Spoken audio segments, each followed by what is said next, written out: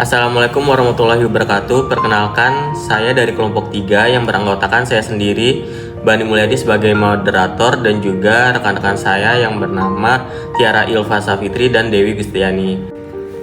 Video ini kami buat untuk memenuhi tugas kewirausahaan 1 yang diajar oleh Bapak Ahmad Tarmizi dari Universitas Dian Nusantara mengenai teknik berkomunikasi verbal dan nonverbal. Materi pertama akan disampaikan oleh rekan saya, Tiara Ilva Safitri. Kepadanya kami persilakan. Assalamualaikum warahmatullahi wabarakatuh. Baiklah, saya akan menjelaskan tentang teknik berkomunikasi verbal dan nonverbal. Sebelum kita masuk kepada materi, saya akan menjelaskan apa itu komunikasi. Komunikasi adalah suatu penyampaian informasi dari satu pihak kepada pihak lain sehingga suatu informasi tersebut dapat mudah dipahami. Komunikasi dapat kita pandang sebagai proses dan interaksi untuk membangun makna. Kita mempelajari komunikasi sebagai proses. Salah satu ahli komunikasi yang melihat komunikasi sebagai proses adalah Harold de Lauswell, yang terkenal dengan formula atau model komunikasi yang menjelaskan komunikasi dengan pertanyaan seperti who, size, what, in which channel, to whom, with what effect.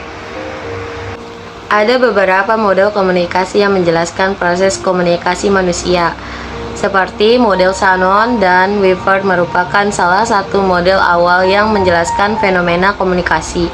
Ada model Berlo yang menjelaskan situasi dan kondisi komunikator dan komunikan. Ada model Good-Kuntz dan Kim yang menjelaskan pengaruh kultural dalam kegiatan komunikasi manusia. Sedangkan tujuan komunikasi manusia menurut Dimbleby dan Burton adalah yang pertama informasi, yang kedua hubungan, yang ketiga persuasi atau kekuasaan, yang keempat pengambilan keputusan, dan kelima ekspresi diri Gordon. Zimmerman mengkategorikan tujuan komunikasi manusia menjadi untuk penyelesaian tugas-tugas penting bagi kebutuhan kita dan untuk membangun dan memupuk hubungan dengan orang lain. Kedua kategori tujuan tersebut menunjukkan bahwa komunikasi memiliki fungsi isi yang melibatkan pertukaran informasi yang kita perlukan untuk menyelesaikan tugas dan fungsi hubungan yang melibatkan pertukaran informasi tentang bagaimana hubungan kita dengan orang lain. Ada yang merumuskan tujuan komunikasi sebagai yang pertama menginformasikan, yang kedua mendidik, ketiga menghibur dan mempengaruhi. Tindakan komunikasi manusia pun tidak lepas dari nilai-nilai etika. Tindak komunikasi merupakan tindakan yang terikat nilai-nilai etika tempat komunikasi berlangsung. Komunikasi yang etis dan menghargai nilai-nilai merupakan salah satu karakteristik komunikasi manusia. Komunikasi bisa dapat didefinisikan sebagai pertukaran gagasan, pendapat, informasi, instruksi, dan sebagainya yang memiliki tujuan tertentu yang disajikan secara personal dan impersonal melalui simbol-simbol dan sinyal-sinyal untuk mencapai tujuan organisasi. Dalam definisi tersebut terkandung 6 unsur pokok komunikasi bisnis, yaitu yang pertama tujuan, yang kedua pertukaran, yang ketiga gagasan, opini, informasi, instruksi, yang keempat saluran personal atau impersonal, yang kelima simbol atau sinyal, yang keenam penyampaian tujuan organisasi. Sedangkan ruang lingkup komunikasi bisnis pada dasarnya merumuskan pihak-pihak yang terlibat dalam kegiatan atau proses komunikasi. Pada umumnya, ruang lingkup ini menunjukkan pada yang pertama lingkungan internal atau stakeholder internal organisasi, yaitu pemilik saham, karyawan, dan manajer. Yang kedua ada lingkungan eksternal atau stakeholder eksternal organisasi yang mencakup lingkungan pemberi pengaruh langsung atau lingkungan tugas seperti pemasok dan regulator, dan lingkungan pemberi pengaruh tidak langsung seperti perkembangan teknologi dan situasi sosial ekonomi politik. Adapun variabel-variabel yang perlu dicermati dalam komunikasi bisnis mencakup yang pertama variabel komunikator, yang kedua variabel pesan, yang ketiga variabel saluran atau media, yang keempat variabel penerima atau komunikan, yang kelima ada variabel konteks, dan yang keenam ada variabel efek. Sedangkan prinsip komunikasi bisnis yang penting diperhatikan dikenal dengan akronim. 7C mencakup yang pertama completeness, yang kedua conciseness, yang ketiga correctness, yang keempat consideration, yang kelima clarity, yang keenam courtesy, dan yang ketujuh correctness. Baik, terima kasih Tiara Yulfa atas penjelasannya. Kemudian materi selanjutnya akan disampaikan oleh rekan saya Dewi Gustiani. Kepadanya dipersilakan. Baik, saya akan melanjutkan penjelasan dari rekan saya. Konsep komunikasi dan teknik komunikasi nonverbal. Konsep komunikasi dan teknik komunikasi nonverbal perusahaan dalam kehidupan sehari-hari. Komunikasi merupakan suatu hal yang tidak dapat dilepaskan dimanapun dan kapanpun keberadaannya. Komunikasi merupakan kebutuhan yang sangat mendasar bagi setiap makhluk sosial untuk menyampaikan pesan yang disebut komunikator kepada penerima pesan yang disebut komunikan.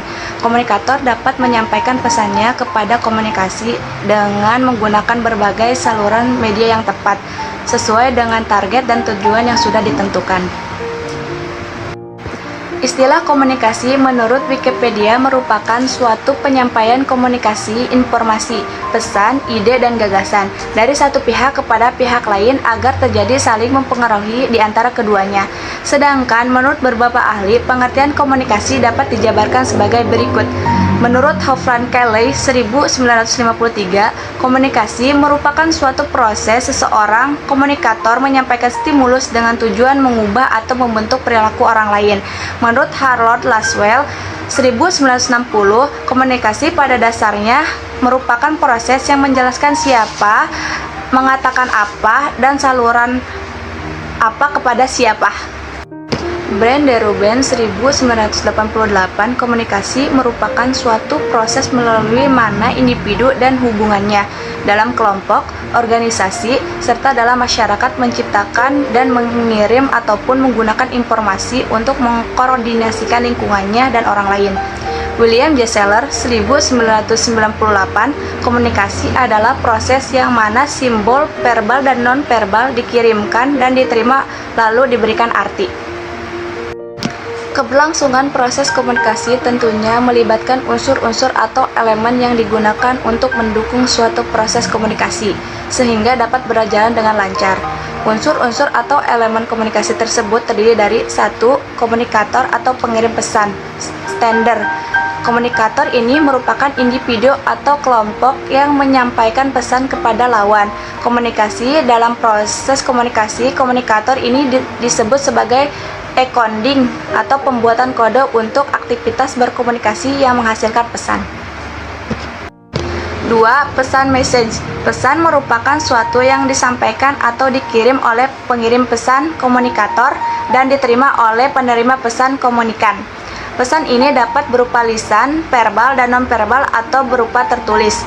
3. Saluran channel. Saluran ini merupakan alat yang digunakan untuk menyalurkan atau memindahkan pesan dari komunikator supaya tersampaikan kepada komunikan. Saluran untuk menyampaikan pesan ini dapat melalui visual, pendengar, atau kinestetik. 4. Komunikan atau penerima pesan receiver. Komunikan ini merupakan unsur penting dari komunikasi, yaitu yang menerima pesan dari pengirim. Penerima komunikasi dapat dipengaruhi oleh fisiologis, psikologis, dan kognitif dari komunikan. 5. Umpan balik feedback. Informasi yang diterima baik oleh pengirim komunikator dari penerima komunikan sebagai reaksi penerima terhadap pesan yang telah diterima. Feedback ini dapat membantu memberikan kejelasan kepada pengirim bahwa pesan yang dikirim dapat diterima oleh penerima, begitupun sebaliknya.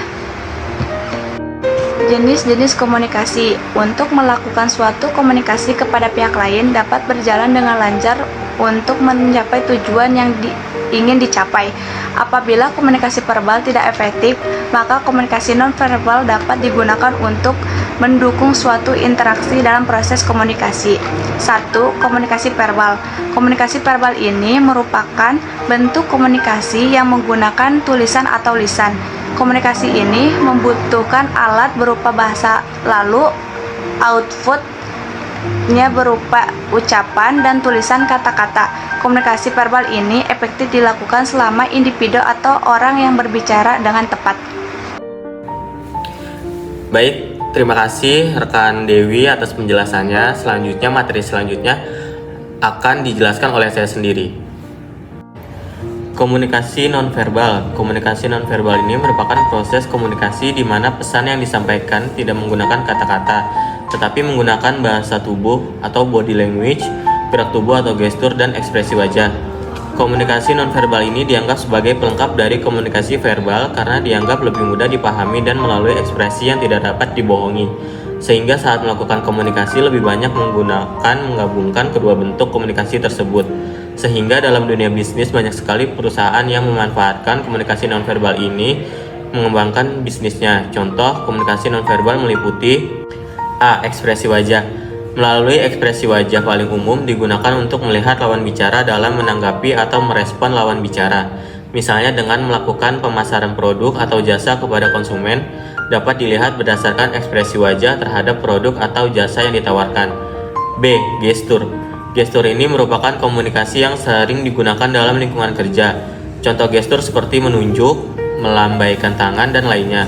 Gestur ini dapat digunakan misalnya saat melakukan meeting, ada pertanyaan yang ingin diajukan, maka dapat melambaikan tangan atau mengangkat tangan supaya mudah dipahami oleh rekan kerja lainnya. C. Sentuhan. Sentuhan ini menunjukkan suatu keramahan. Ajakan bahan dapat pula tanda berbahaya. Misalnya marketing perusahaan ingin menjalin kedekatan dengan customer, dapat memberikan salam dengan berjabat tangan, yang artinya memberikan salam perkenalan atau salam keakraban. D. Komunikasi dengan suara. Komunikasi suara ini memperlihatkan apa yang sedang lawan bicara alami atau dengan konteks suara yang diucapkan. Misalnya ketika rekan kerja sedang berbicara dengan volume tinggi, maka artinya ia sedang menyampaikan rasa emosionalnya. Sedangkan ketika sedang berbicara dengan volume kecil, digunakan untuk menyampaikan kabar yang kurang baik atau kabar duka. E. Prosemik. Komunikasi nonverbal prosemik ini mengacu pada jarak atau tempat saat melakukan interaksi. Jarak dan tempat interaksi dilakukan menjadi 4 zona, yaitu zona publik, sosial, personal, dan intim. Semakin jauh atau dekat antar lawan berbicara, maka interaksi komunikasi yang terjalin pun berbeda-beda. F. Kontekstual. Kontekstual merupakan bagaimana cara individu atau kelompok berkomunikasi dengan melihat keadaan atau situasi. Kontekstual ini merupakan berkomunikasi dengan mengenal usia, jenis kelamin, jabatan, budaya, dan lain sebagainya. Misalnya karyawan saat sedang berbicara dengan atasan atau pimpinan akan lebih sopan dan attitude yang santun. Sehingga pentingnya peran komunikasi nonverbal dalam perusahaan berdasarkan pada gestur, tatapan mata, sentuhan, dan gerakan yang dapat membantu saat sedang berkomunikasi untuk menilai kepedulian atau memastikan bahwa pesan atau isi dapat benar-benar didengar dan mengatakan dengan jujur. Saat komunikasi nonverbal yang dilakukan selaras dengan apa yang telah diucapkan, maka akan timbul kepercayaan dari komunikan atau pelanggan yang dapat mempermudah untuk meraih pencapaian di perusahaan. Sekian penjelasan dari kelompok kami. Kurang lebihnya mohon maaf. Semoga apa yang telah kami sampaikan dapat bermanfaat bagi teman-teman semua. Terima kasih. Assalamualaikum warahmatullahi wabarakatuh.